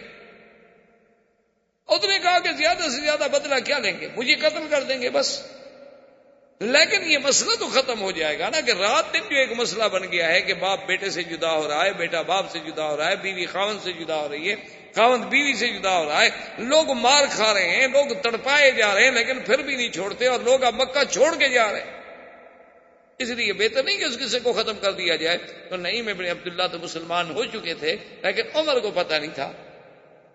وہ فرماتے ہیں کہ جب مجھے یقین ہو گیا کہ عمر کی نیت بڑی خراب ہے اور یہ اپنے عزم پہ اب اتنا پکا ہو چکا ہے کہ اب اس کو کوئی چیز، کوئی مشورہ، کوئی بات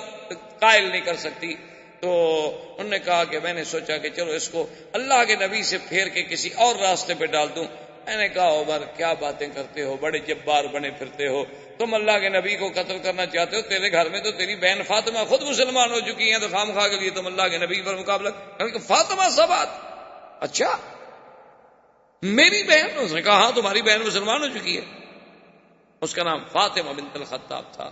تو زندگی باقی، بات باقی، واللہ تعالی عالم۔ برادران اسلام، محترم بھائیوں، عزیز نوجوانوں، سیرت نبی پاک صلی اللہ علیہ وسلم کے ضمن میں دروس سابقہ میں آپ نے کچھ باتیں سنی ہیں، اور اس سلسلہ وار سیرت کے دروس میں سے ہم درس کے اس مقام پہ پہنچے تھے یا سیرت طیبہ کے اس حصے میں پہنچے تھے کہ جب ابی طالب نے روسائے کفار قریش کے کہنے پر حضور صلی اللہ علیہ وسلم کو عرض کیا کہ محمد عربی صلی اللہ علیہ وسلم آپ کی قوم ہے، آپ کی قرابت دار ہیں، وہ چاہتے ہیں کہ آپ کچھ اپنے معاملے میں نرمی فرمائیں، تو حضور نے صاف انکار کیا۔ آپ نے فرمایا کہ اے عام میں یہ ایسا معاملہ نہیں ہے کہ جو میری ذات تک تعلق رکھتا ہو اور اس میں کچھ آگے پیچھے کر سکتا ہوں۔ میں تو اللہ کا بھیجا ہوا پیغمبر ہوں، اللہ کا بھیجا ہوا نبی ہوں، اللہ کا رسول ہوں، اور اللہ کے حکم پہ پابند ہوں۔ جو مجھے حکم ملتی ہے میں اس کی تعمیل کرتا ہوں، تو مجھ سے اس قسم کے مطالبے کرنے کی تو کوئی بات ہی نہیں۔ اب جب کفار ہر قسم کے یعنی اپنے سورس استعمال کرنے کے بعد دھونس، طاقت، دولت، لالچ، جب سب میں ناکام ہو گئے تو انہوں نے تعذیب المسلمین یعنی مسلمانوں کو عذاب دینے کا پروگرام بنا۔ انہوں نے کہا کہ اب اور کوئی حل نہیں، اب ایک حل ہے کہ ہم مسلمانوں پر اتنے ستم توڑیں کہ یہ لوگ جو ہیں خود بخود حضور صلی اللہ علیہ وسلم سے ہٹ جائیں اور ہٹ جائیں اور ڈر جائیں۔ جب یہ لوگ سب ہٹ جائیں گے، حضور کے ساتھ کوئی نہیں بچے گا، تو اس کے بعد صاف بات ہے کہ معاملہ جو ہے خود بخود ختم ہو جائے۔ تو اس تعذیب کے سلسلے میں بھی میں نے کچھ عرض کیا تھا کہ سیدنا بلال رضی اللہ تعالی عنہ پر ظلم و تشدد کے پہاڑ توڑے گئے۔ اسی طرح بی سمیہ کو حتیٰ کہ شہید کر دیا گیا، اور یاسر اور عمار کو اتنی تعذیب کی گئی کہ حضور جب بھی گزرتے تو آپ ان کو تسلی دیتے اور فرماتے کہ صبرن یا آل یاسر۔ بی زریرہ کو اتنی مارا گیا کہ وہ اندھی ہو گئیں، بی بی نہدیہ پہ ظلم و ستم کے پہاڑ توڑے گئے، خباب بن الارت کو انگاروں پہ لٹایا گیا، حتیٰ کہ آپ کی پشت میں گڑے پڑ گئے تھے کہ انگارے اندر گھس جاتے۔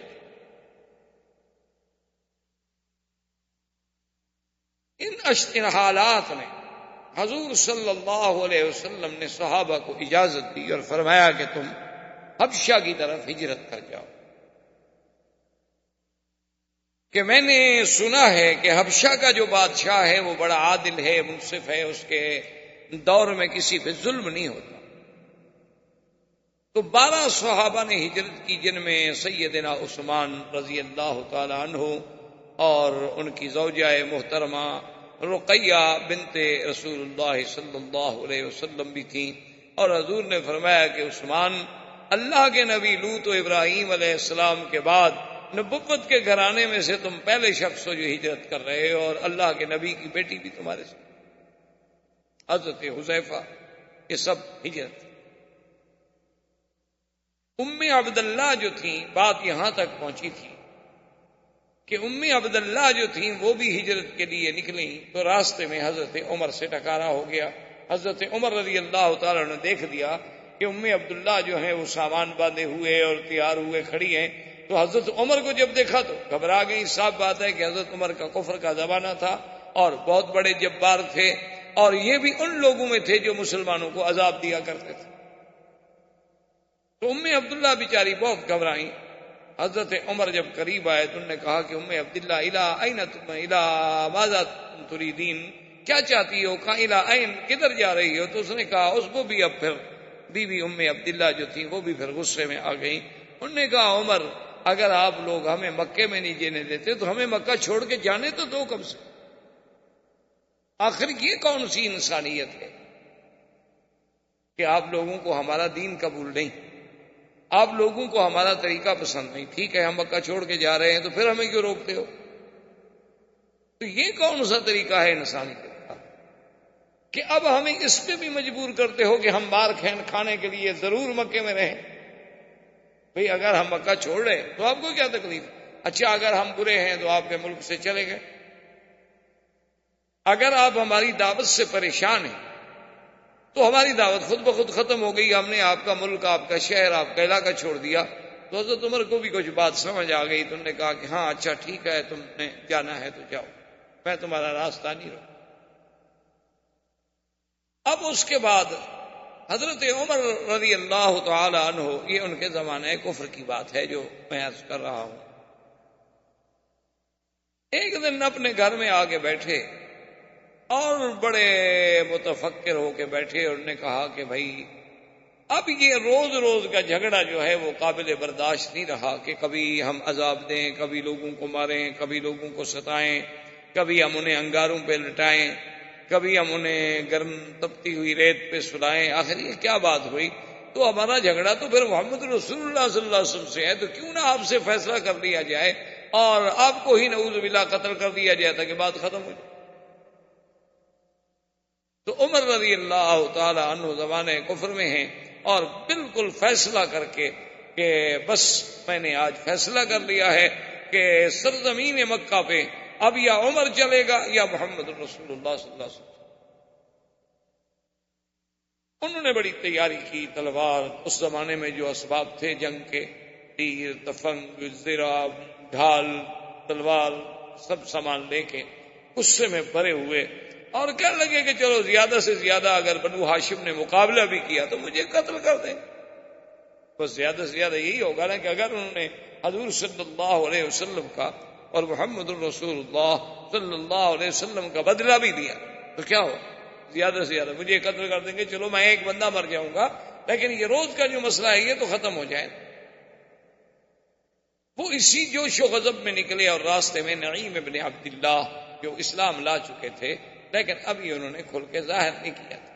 کیونکہ کوئی ڈر کے مارے اسلام کو ظاہر نہیں کیا۔ نعیم ابن عبداللہ کہتے ہیں کہ میں نے حضرت عمر کو ایسے انداز میں چلتا ہوا اور اس طرح غصے میں بھرا ہوا پہلے کبھی نہیں دیکھا تھا۔ مجھے شک ہوا کہ اس کی نیت کوئی اچھی نہیں لگتی، میں قریب آیا اور میں نے روکا عمر کو اور میں نے کہا کہ عمر تم کیا چاہتے ہو؟ اور خیر ہے، یہ کون سا وقت ہے بھائی آدمی بالکل مسلح ہو کے گھر سے نکل رہا ہے، کوئی لڑائی تو ہو نہیں رہی۔ تو عمر ٹھہر گیا، انہوں نے کہا دیکھو نعیم ابن عبداللہ، جب سے اللہ کے نبی نے اعلان نبوت کیا ہے اس دن سے پورے مکے میں جھگڑے ہو گئے، باپ بیٹے سے الگ ہو رہا ہے، بیوی خاوند سے الگ ہو رہی ہے، بیٹی ماں سے الگ ہو رہی ہے، لڑائی ہے، تفرقہ ہے، اور یہ مجھ سے برداشت نہیں ہوتا۔ آج میں نے فیصلہ کیا ہے کہ انی اقتل محمدن صلی اللہ علیہ وسلم، کہ میں محمد مصطفیٰ کو قتل۔ نعیم ابن عبداللہ کہتے ہیں کہ میں نے سمجھ لیا تھا کہ میرے روکنے سے عمر تو کوئی نہیں روک سکتا ہے، تو میں نے اس کو ایک طریقے سے روکنا چاہا۔ میں نے کہا یا عمر تم کیا سوچ کہ بنو ہاشم تمہیں چھوڑ دیں گے؟ تم اگر محمد رسول اللہ صلی اللہ علیہ وسلم قتل کر دو گے تو تمہارا کیا خیال ہے کہ بنی عبد المطلب ہیں، بنو ہاشم ہیں، بنو ابی طالب ہیں، یہ سب تمہیں چھوڑ دیں گے؟ آخر وہ بھی تو قبیلہ ہے، چاہے حضور کے دین پہ نہ بھی ہے، لیکن ان کو برادری کا، رشتہ داری کا، قومیت کی اور یہ عصبیت جو ہے وہ تو ان میں بھی موجود ہے، تو کیا تمہیں وہ چھوڑ دیں گے اور تم پردے سے رہو گے مکے میں؟ عمر نے کہا کہ نہیں ابن عبداللہ، میں نے یہ سب سوچا ہے، میں یہ تمام چیزوں پہ غور کر کے نکلا ہوں کہ میں نے کام کرنا ہے، اللہ کے نبی کو قتل کرنا ہے، اور اس کے بعد جو ہے زیادہ سے زیادہ اگر بنو ہاشم نے مقابلہ کیا تو میں قتل ہو جاؤں گا۔ ایک آدمی بہرحال 3-4 خاندانوں سے تو نہیں لڑ سکتا، تو میں قتل ہو جاؤں گا، چلو ایک آدمی قتل ہو جائے گا، بات تو ختم ہو جائے گی۔ یعنی آپ دیکھیں کہ باطل اپنے باطل پہ کتنی جمع ہوتا ہے کہ وہ اللہ کے انبیاء کے مقابلے پر بھی آئے، اللہ کے نبیوں کے مقابلے پر، کیونکہ خدا کی قدرت ہے کہ جو آدمی بھی جس غلط راستے پہ بھی ہے، وَلِلنَّاسِ فِي مَا يَعْشِقُونَ مَذَاهِبُ، ہر آدمی اپنے طریقے کو سچا سمجھتا ہے اور دوسرے کو نعوذ باللہ گمراہ سمجھتا ہے۔ یعنی آپ دیکھیں کہ فرعون نے جب کہا کہ انا ربکم الاعلی، اتنا بڑا دعویٰ کہ میں خدا ہوں۔ دیکھیں اب یعنی یہ بات عقل سے بھی، ایک عقل والا آدمی بھی سمجھ سکتا ہے کہ کیا کوئی ایک بندہ جو ہے وہ خدا بن سکتا ہے، جو کھانے کا محتاج، پینے کا محتاج، سونے کا محتاج، جو اپنی حفاظت کے لیے پہرے کا محتاج، جو اپنے ضروریات زندگی اور حاجات کے لیے پیشاب کرنے کا محتاج، ہوا نکلنے کا محتاج، یہ بندہ کیسے خدا ہو سکتا ہے؟ یعنی ایک چھوٹے سے بچے سے بھی پوچھو کہ کیا یہ بندہ جو کھاتا ہے پیتا ہے خدا ہو سکتا ہے، وہ کہے گا پاگل ہے، یہ کیسے خدا ہو سکتا ہے؟ اتنا جھوٹا شخص، یعنی جس کے جھوٹے دعوے میں کوئی شبہ نہیں ہو سکتا۔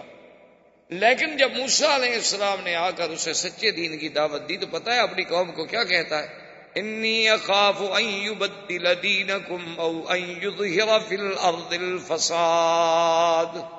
کہتا ہے کہ مجھے ڈر ہے کہ موسیٰ علیہ السلام تمہارے دین کو بدل نہ دے، مجھے ڈر ہے کہ موسیٰ علیہ السلام جو ہے یہاں دنیا میں فساد نہ پھیلائے، یعنی اللہ کا نبی جو ہے سچا دین کے لانے والا، وہ تمہارے دین کو بدل دے گا، تمہارا دین تو بالکل ٹھیک ہے، اور موسیٰ علیہ السلام فساد پھیلائے گا، جو داعی امن ہے وہ فسادی۔ یہ ہمیشہ قاعدہ ہے کہ جتنا بھی آدمی کسی کو ہدایت کرے، آج بھی آپ دیکھ لیں کہ جتنی حق کی جماعتیں ہیں، جتنے صحیح دین پہنچانے والے لوگ ہیں، وہ لوگوں کے نزدیک غلط ہیں، اور جتنے باطل ہیں، جتنے گمراہ فرقے ہیں، جتنے غلط کار فرقے ہیں، لوگ کہتے ہیں جی یہ ٹھیک ہے۔ اسی لیے حضور صلی اللہ علیہ وسلم کی ایک حدیث ہے کہ بدأ الاسلام غریبا وسيعود غریبا کما بدأ فطوبى للغرباء۔ تو غریب سے مراد یہ نہیں ہوتا جس کے پاس پیسے نہ ہوں، یہ تو ہمارے ہاں اردو میں ترجمہ ہوتا ہے نا کہ یہ امیر ہے اور یہ غریب ہے، ہمارے ہاں غریب امیر کے مقابلے پہ استعمال ہوتا ہے، یہاں غریب عربی میں کہتے ہیں اجنبی، ایک اوپرا آدمی جسے کوئی نہ پہچان۔ تو حضور نے فرمایا جب اسلام آیا تھا اس وقت بھی اجنبی لگتا تھا، ایک نئی چیز لگتا تھا کہ دیکھو جی یہ کیا ہے، خدا ایک ہے، اللہ کا نبی ایک ہے، کعبہ ایک ہے، ہم لات کو، عزا کو، منات کو، حبل کو، ان سب کو چھوڑ دیں یہ ہمارے جتنے گرو ہیں، پنڈت ہیں، ہمارے بڑے بڑے کاہن ہیں، راہب ہیں، ان سب کو ہم چھوڑ دیں اور صرف ایک نبی کی بات مانیں، یہ کیا عجیب بات ہے بھائی؟ اس وقت بھی اسلام یعنی اجنبی لگتا تھا، ایک نئی بات لوگوں کو لگتی تھی، بدل اسلام غریبا، اور فرمایا ایک وقت آئے گا میری امت پہ کہ اسلام مسلمان اربوں کی تعداد میں ہوں گے، لیکن اسلام پھر بھی غریب بن جائے گا، پھر بھی اجنبی نہ کرا۔ اور آج دیکھ لیں آپ کہ عین اسی زمانے میں ہم گزر رہے ہیں کہ اگر آج آپ کے سامنے ایک آدمی نے ایمان سے کہیں پنڈلیوں تک چادر پہنی ہوئی ہو، باندھی ہوئی ہو، لمبا کرتا ہو، اس کے ہاتھ میں مسواک ہو، سر پہ اس نے پگڑی باندھی ہوئی ہو، اتنی لمبی داڑھی ہو، تو گھر سے بچے نکل کے بھی تاڑیاں پیٹیں گے کہ یہ کیا کارٹون ہے، کہیں گے پتہ نہیں یہ کس سیارے کی مخلوق ہے جو نیچے آ گئے۔ اور اگر اس کے مقابلے پہ اس نے باقاعدہ 3 پیس سوٹ پہنا ہوا ہو، ٹائی لگی ہوئی ہو، بو ہو، اور جناب پھر جوتے پر بھی اسی قسم کی بو لگی ہو، ہاتھ میں سٹک ہو اور بائیں ہاتھ سے کھاتا ہو، بات بھی کافروں کی زبان میں کرتا ہو، سب کہیں بہت پڑھا لکھا آدمی ہے، انگریزی تو اتنی اچھی ہے نا کہ ایسی انگریزی تو ہم نے سنی نہیں، بہت پڑھا لکھا، بڑی اچھی انگریزی بولتا۔ یعنی آج کسی کے علم کی پہچان انگریزی زبان سے کی جائے، اس سے بڑی کوئی بدبختی ہے ہم مسلمانوں کے لیے کہ اس کی پہچان نہ تو عربی زبان سے کی جاتی، نہ قرآن و حدیث کے علم سے کی جاتی ہے، نہ اللہ رسول کی فرما برداری سے کی جاتی ہے، نہ اللہ رسول کی اطاعت سے کی جاتی ہے۔ بس نہیں جی، یہ تو خیر ویسے جی ہمارے یہاں ایک مولوی صاحب ہیں، نماز پڑھاتے ہیں، اچھے نیک آدمی ہیں بس، لیکن وہی پرانے ملا مولوی نماز ہی پڑھاتے ہیں جی، کیا یہ قرآن ہی بات ہے؟ اور جی کبھی رمضان شریف میں تراویح بھی پڑھاتے ہیں، حافظ بھی ہیں، بس ایسے بیچارے ملا آدمی مولوی، یعنی وہ بالکل گھٹیا آدمی ہے، ان کے چپراسی اور چوکیدار سے بھی گرا ہو۔ چوکیدار اور چپراسی تو ان کی کوٹھی میں ایک کمرہ لے کے سروینٹ کوارٹر میں رہ سکتا ہے، وہ مولوی نہیں رہ سکتا۔ وہ اپنا مسجد میں سوئے، چونکہ اس نے جھاڑو بھی تو دینا ہے نا مسجد، تو وہ اذان بھی کہنی ہے، پھر پانی بھی بیچارے نے بھرنا ہے غسل خانے میں، تاکہ جب آپ وضو کرنے کے لیے آئیں تو آپ کو تو تکلیف نہ ہو، اور سردیوں کا موسم ہو تو آگ جلا کے پانی گرم بھی کرنا۔ یہ واقعات ہیں، حقائق ہیں، آپ ان کو جتنا چھپائیں یہ چھپ نہیں سکتے، یہ حقائق۔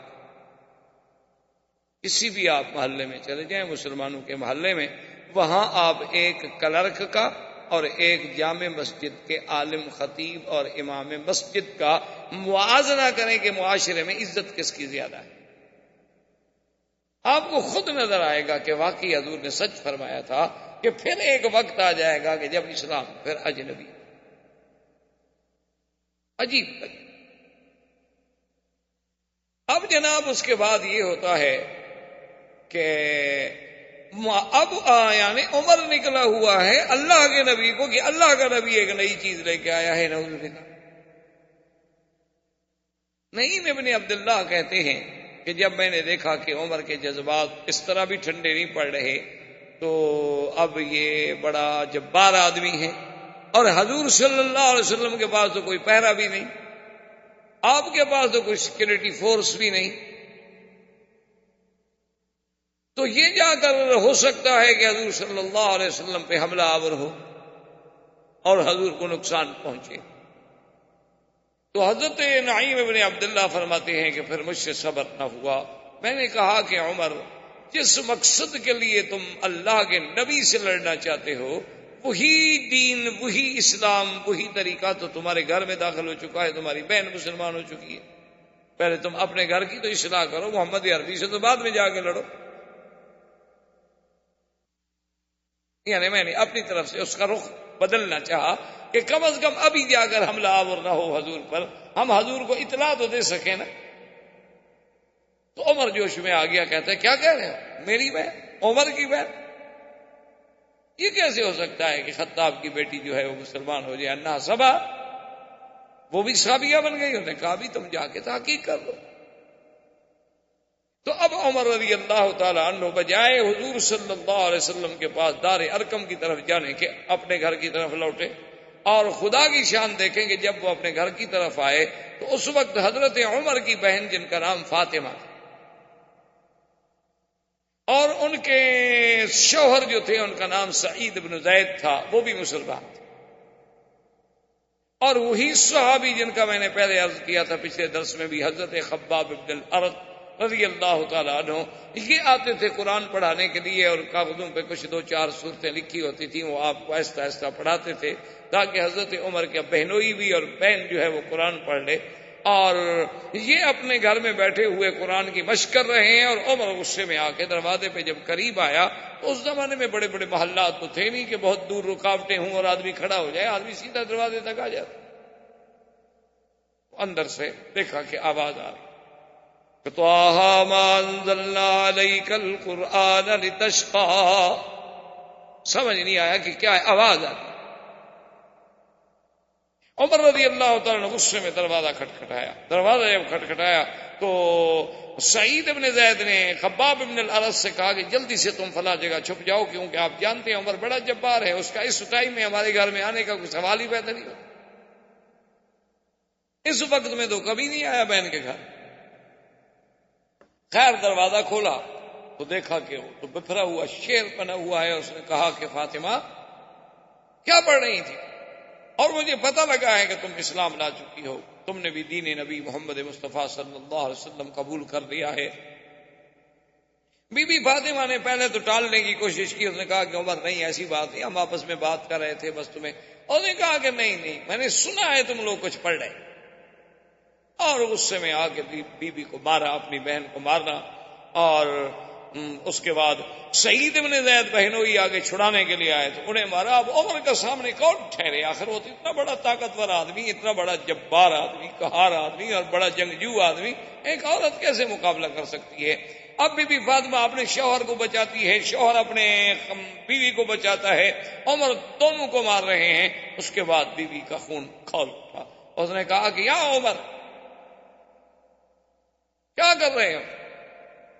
تمہیں شرم نہیں آتی عورت پہ ہاتھ اٹھاتے ہوئے؟ کیا تم کر رہے ہو؟ یہی تمہارا مذہب ہے؟ ایک میں تمہاری بہن نہ صحیح ایک عورت تو ہوں، اپنی بہادری عورتوں میں دکھلاتے ہو، اور سن لو اگر تمہاری رگوں میں خطاب کا خون ہے تو فاطمہ کی رگوں میں بھی خطاب کا خون ہے، میں کٹ سکتی ہوں لیکن اب دین محمد مصطفیٰ نہیں چھوڑ، تم جو چاہ سکتے ہو کرو۔ اور جیسے کسی شاعر نے کہا کہ ادھر آؤ ظالم ہنر آزمائیں، تو تیر آزما ہم جگر آزما، کہ تم جتنی ستم کر سکتے ہو توڑ لو ستم، لا اترک دین محمد ابدا، میں محمد مدنی کا دین نہیں چھوڑ سکتی، اور تمہارے پاس جتنی قوت ہے، طاقت ہے، زور ہے، آزما ڈالو اپنا زور، دیکھو کہ آج پھر خطاب کی بیٹی مقابلہ کرتی ہے کہ نہیں۔ اب عمر کا دماغ میں آیا کہ آخر کیا بات ہے، اتنی مار کھانے کے بعد میں اس کا بھائی ہوں، آخر کوئی وجہ ہے؟ تو عمر بیٹھ گئے، اس نے کہا اچھا فاطمہ ایک بات تو سن۔ تو فاطمہ نے پوچھا کیا بات ہے؟ اس نے کہا اچھا تم جو کچھ پڑھی تھی مجھے بھی سناؤ، میں بھی سننا چاہتا ہوں، اور مجھے بھی دکھاؤ لکھا ہوا وہ کیا ہے، میں بھی تو پڑھوں نا، آخر میں پڑھا ہوا آدمی۔ حضرت عمر بھی ان لوگوں میں تھے جو پڑھے ہوئے تھے، یعنی مکے کے وہ چند لوگ جو لکھنا پڑھنا جانتے تھے، حضرت عمر ان لوگ۔ بی بی فاطمہ اخت عمر سیدنا عمر کی بہن نے کہا، اس نے کہا عمر ایسے نہیں ہو سکتا، ہم تمہیں لکھا ہوا مصحف نہیں دے سکتے، کیونکہ ہمارے نبی کا فرمان ہے کہ یہ اللہ کی کتاب ہے اور یہ اللہ کا کلام ہے، اسے کوئی پلید نہیں چھو سکتا۔ اور ہمیں کیا پتہ ہے، تم تو کافر آدمی ہو، تمہیں تو پتہ ہی نہیں کہ وضو کیا ہوتا، تمہیں تو پتہ ہی نہیں کہ طہارت کیا ہوتی ہے، تمہیں تو پتہ ہی نہیں کہ حدث اصغر حدث اکبر کیا چیز ہوتی ہے۔ ہاں البتہ ایک شرط ہے کہ تم غسل کر لو، نہا لو، چلو اپنے عقل کے مطابق ہی نہ، اس کے بعد پھر جو ہے ہم آپ کو قرآن دیں گے یا آپ کو قرآن سنائیں گے۔ اور خباب بن الارت بھی باہر آ گئے سعید ابن زید بھی بیٹھ گئے، وہ حضرت عمر نے بھی غسل کر لیا. اور خدا کی شان ہے، یعنی ادھر اندازہ فرمائیں کہ ایک طرف یہ عالم ہے اور دوسری طرف صبر کا یہ عالم ہے کہ حدیثوں میں موجود ہے کہ اللہ کے نبی کعبۃ اللہ میں بیٹھے ہیں، خدا کے گھر میں بیٹھے ہیں اور کہتے ہیں اللہم اعز الاسلام،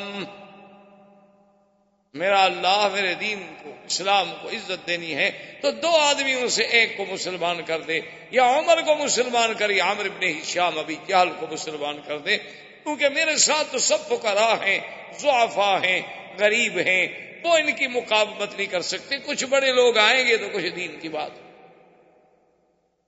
اور علماء نے، مفسرین نے، مورخین نے لکھا ہے کہ یہ بھی اللہ کی شان ہے کہ جب اللہ کے نبی آئے یا حضور کے بعد علماء آئے، داعی حق آئے، تو سب سے پہلے ساتھ دینے والے ہمیشہ غریب تھے.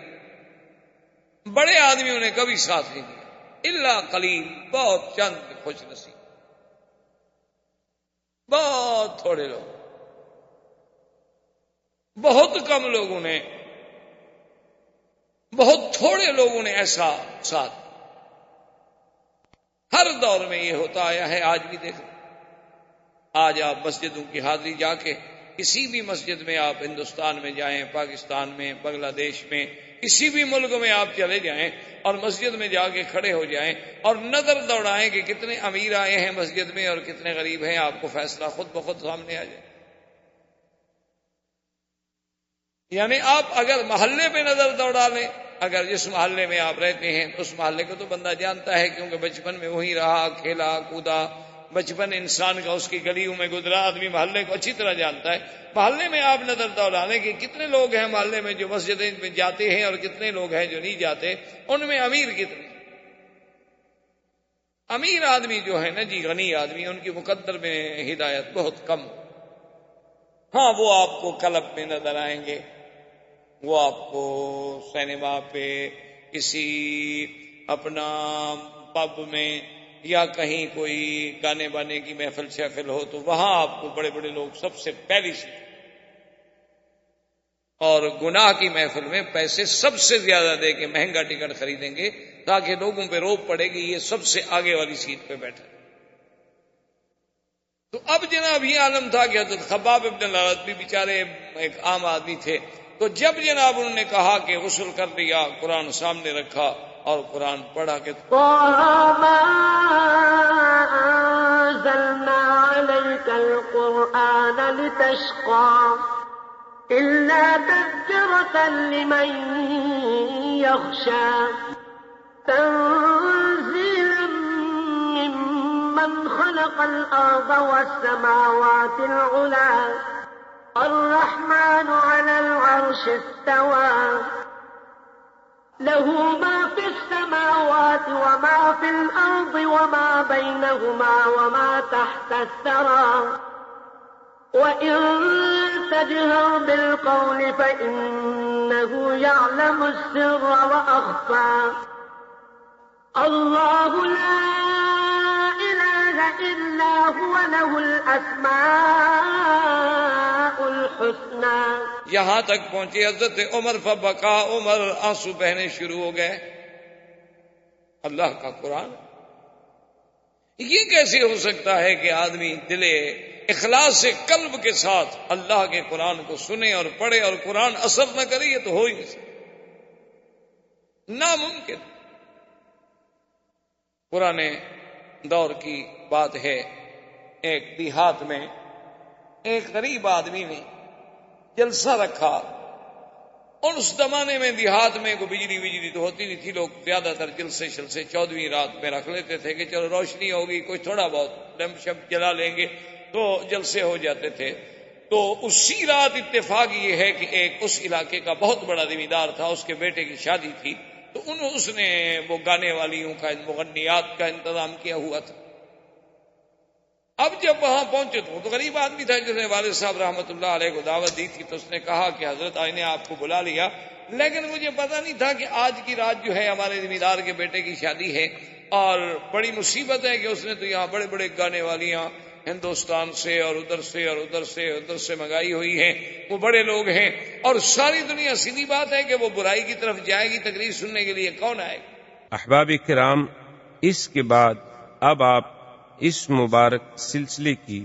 CD نمبر 8 سماعت فرمائیں۔